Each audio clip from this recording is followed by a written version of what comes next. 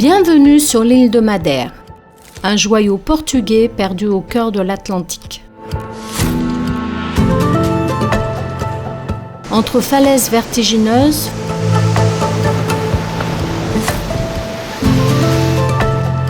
forêts mystérieuses,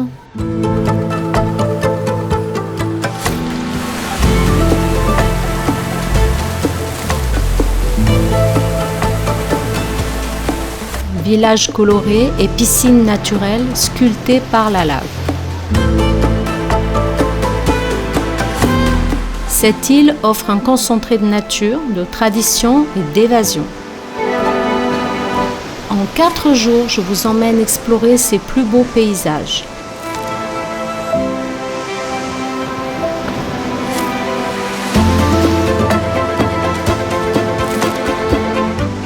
De la côte sud ensoleillée aux sentiers brumeux des montagnes.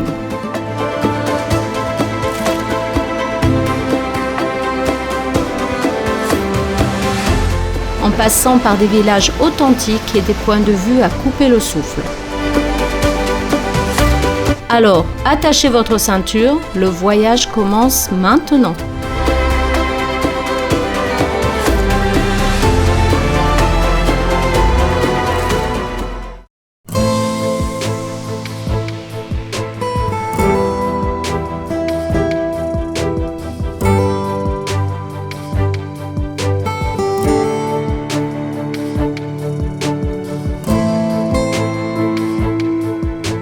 Pour cette première journée à Madère, cap sur Funchal, la capitale de l'île.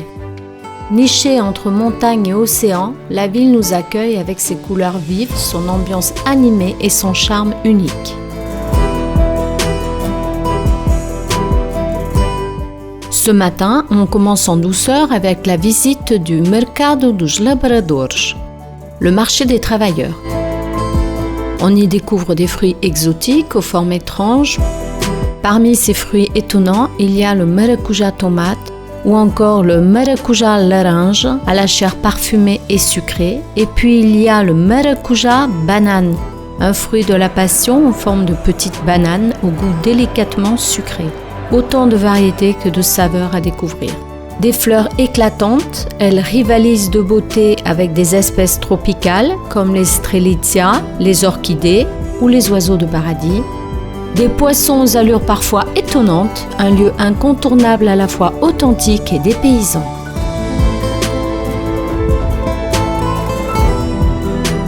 Ensuite, direction la Zona Velha, la vieille ville. On se perd avec plaisir dans ces ruelles pavées. Ici, l'art s'invite sur les murs et chaque coin de rue a quelque chose à raconter. C'est l'endroit parfait pour flâner, observer et s'imprégner de l'âme de Funchal. Et pour les fans de football, un passage obligé au musée CR7, dédié à la star de Madère, Cristiano Ronaldo.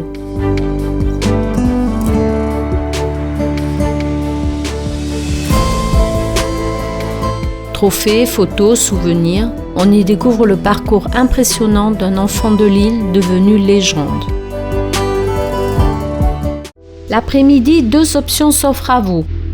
À vous de choisir selon vos envies. Première possibilité, embarquer à bord du Santa Maria de Colombo, une réplique du célèbre navire de Christophe Colomb.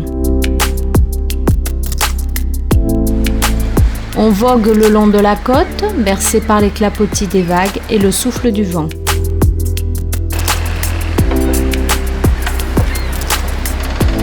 Avec un peu de chance, quelques dauphins viennent jouer près du bateau.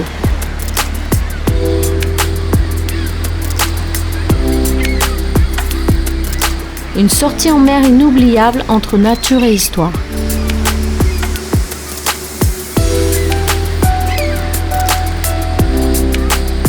Seconde option, prendre de la hauteur avec le téléphérique de Funchal.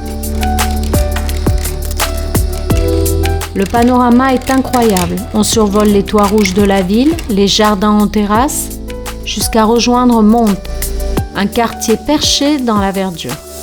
Là-haut, on découvre le jardin tropical Monte Palace, un véritable joyau. Cascades, sculptures, carpe-koi, papillons orientaux. Un lieu magique où la nature et l'art se rencontrent dans une parfaite harmonie.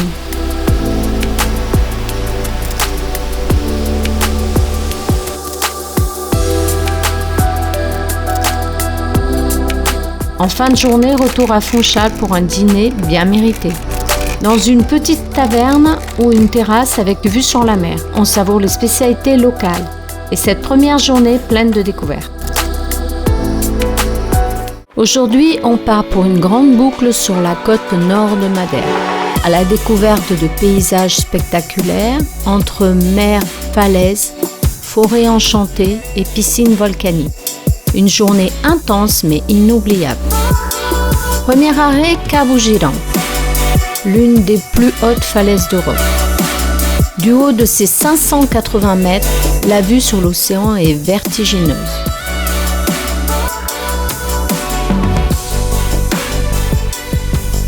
Et pour les plus courageux, une plateforme en verre suspendue dans le vide permet de vivre l'expérience à fond.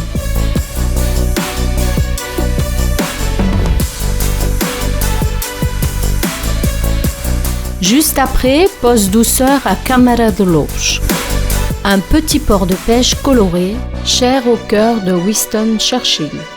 On y savoure l'ambiance locale entre bateaux traditionnels et ruelles pleines de charme.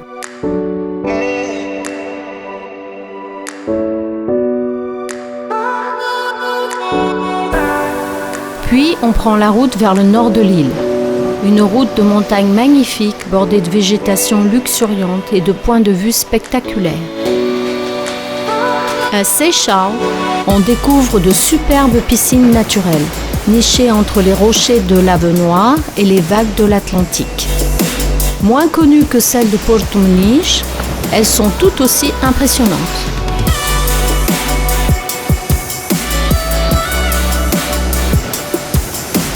Un peu plus loin, arrêt à Ribeira de Janeiro, pour admirer ces curieux îlots rocheux qui surgissent de l'océan. Un paysage brut sculpté par la nature.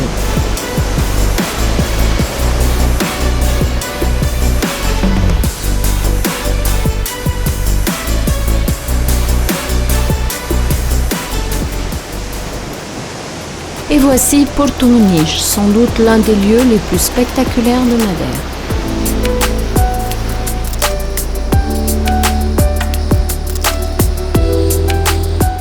Ici, la nature a façonné de véritables piscines naturelles, creusées dans la roche volcanique et remplies par les vagues de l'Atlantique.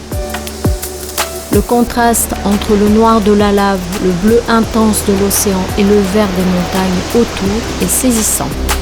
On se promène le long de la côte, on admire les vagues qui viennent se briser et pourquoi pas une pause déjeuner face à la mer pour goûter à la fraîcheur des produits locaux.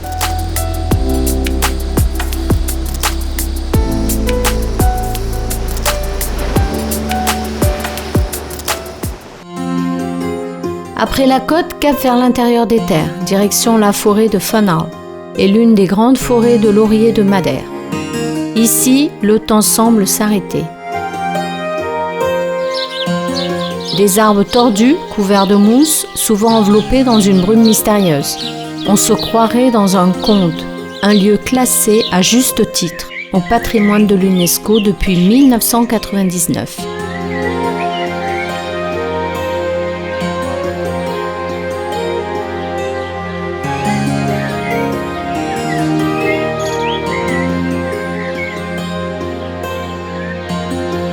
On continue à traverser le plateau de Pau de Serra, une immense lande perchée dans les nuages. Les paysages y sont sauvages, silencieux, presque lunaires. Une autre facette de Madère, plus rude mais tout aussi belle.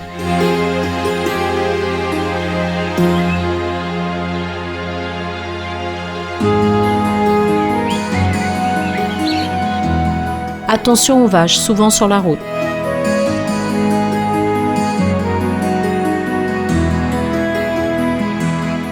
En fin de journée, retour à Funchal, des images plein la tête. Cette île ne cesse d'étonner et le voyage ne fait que commencer.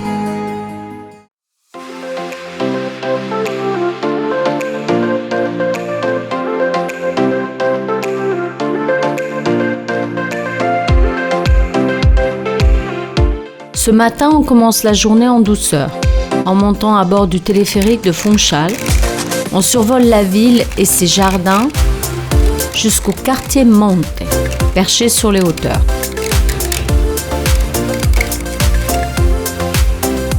Une fois là-haut, place à l'une des attractions les plus insolites de Madère, la descente en Carros de Cesto.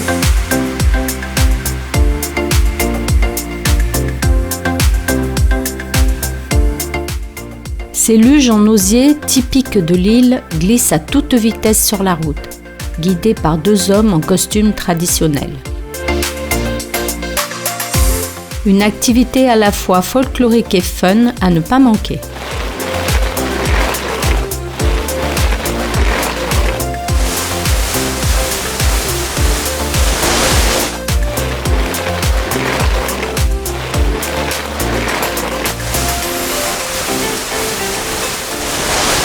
Ensuite, on prend la route vers l'intérieur de l'île à travers des paysages de montagnes spectaculaires pour rejoindre un village caché au fond d'un cratère volcanique.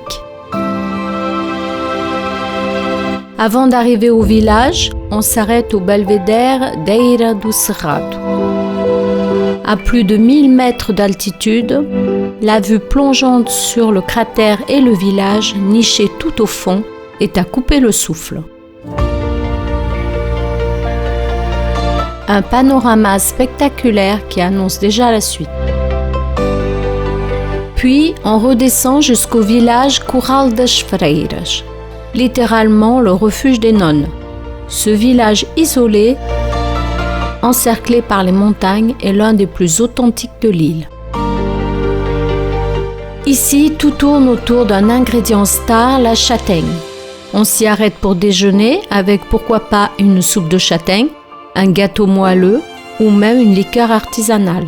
Une cuisine simple, locale, savoureuse. L'après-midi, on reprend la route vers le nord-est, direction Santa Ana. Mais avant d'y arriver, pensez à faire un stop au Mirador de Portela. La vue sur la côte et les montagnes plongeant dans la mer y est à couper le souffle. Et voici Santa Ana, célèbre pour ses maisons traditionnelles au toit de chaume. Ces petites maisons triangulaires, aux couleurs vives, sont devenues un véritable symbole de Madère.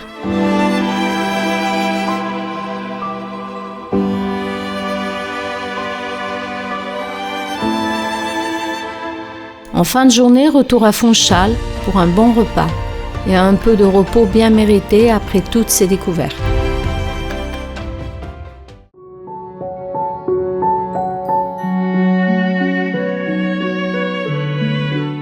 Pour ce dernier jour à Madère, on prend le temps de se reconnecter à la nature. Ici, elle est partout, intense, luxuriante et parfois même mystérieuse.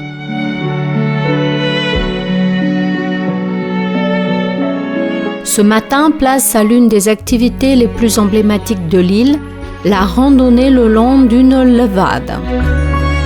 On choisit entre la levada dos Balcões, facile et panoramique,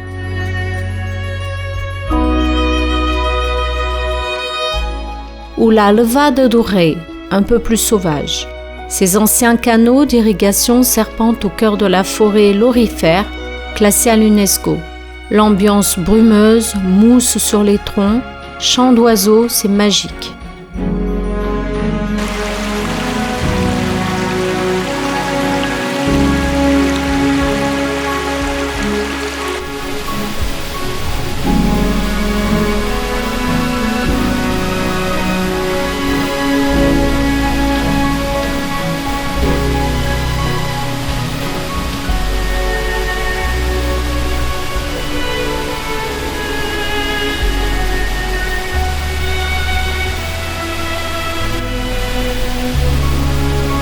Après la marche, direction la côte sud pour rejoindre Mexique, l'un des plus anciens villages de Madère. Sur la route, on traverse aussi les plantations de bananes qui bordent la côte. Ici, la banane de Madeira est plus petite que celle qu'on connaît, mais bien plus sucrée et parfumée. On en croise partout, perchés en terrasse ou à flanc de montagne. Un autre symbole de l'île. À Meshik, on déjeune face à la mer, les pieds dans le sable, car oui, c'est ici que se trouve la seule plage de sable naturelle de l'île.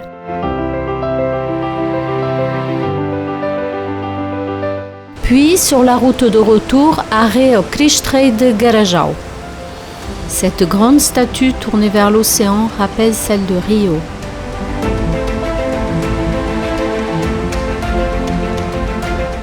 Le panorama est sublime et un petit téléphérique permet même de descendre à la plage cachée en contrebas. Et si vous avez encore un peu d'énergie, direction l'extrême est de l'île, à la ponte de San Lorenzo. Ici, plus de forêt, mais un paysage volcanique, aride, balayé par le vent. Un contraste total pour finir le voyage en beauté.